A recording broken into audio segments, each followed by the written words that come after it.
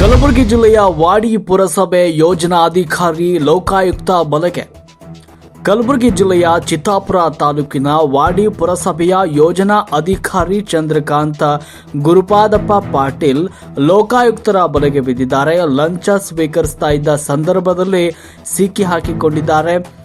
ಮೊಹಮ್ಮದ್ ರಫೀಶ್ ಅನೂರ್, ವಾಡಿ ತಾಲೂಕು, ಚಿತ್ತಾಪುರ ಜಿಲ್ಲೆ, ಕಲಬುರಗಿ. ಇವರಿಗೆ ಪಿಎಂ ಸ್ವನಿಧಿ ಯೋಜನೆಯಡಿಯಲ್ಲಿ ಹಣವನ್ನು ಮಂಜೂರು ಮಾಡಲು ಒಟ್ಟು 24 ಜನರ ಹತ್ತಿರ ತಲಾ 750ರಂತೆ ಒಟ್ಟು 18,000 ರೂಪಾಯಿ ಬೇಡಿಕೆ ಇಟ್ಟಿದ್ರು. ಈ ದೂರನ್ನು ಆಧರಿಸಿ ಮಿಂಚಿನ ಕಾರ್ಯಾಚರಣೆ ನಡೆಸಲಾಗಿದೆ.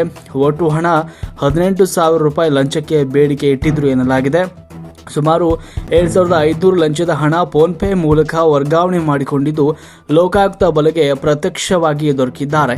ಇನ್ನು ಪ್ರಕರಣದ ಸಾರಾಂಶವನ್ನು ನೋಡೋದಾದ್ರೆ, ವಾಡಿ ಪುರಸಭೆಯ ಯೋಜನಾ ಅಧಿಕಾರಿಗಳಾದ ಚಂದ್ರಕಾಂತ ಪಾಟೀಲ್ ಇವರು ಪಿಎಂ ಸ್ವನಿಧಿ ಯೋಜನೆ ಅಡಿಯಲ್ಲಿ ಮಂಜೂರಾದ ಸಾಲ ರೂಪಾಯಿ 10,000 ರೂಪಾಯಿಗಳಿಗೆ ಒಟ್ಟು 24 ಜನರ ಹತ್ತಿರ ತಲಾ 750 ರೂಪಾಯಿಯಂತೆ ಒಟ್ಟು 18,000 ರೂಪಾಯಿಗಳ ಲಂಚದ ಬೇಡಿಕೆ ಇಟ್ಟಿದ್ರು. ಇದರಲ್ಲಿ 10,000 ರೂಪಾಯಿಗಳನ್ನು ಫೋನ್ಪೇ ಮೂಲಕ ಪಡೆದಿದ್ರು.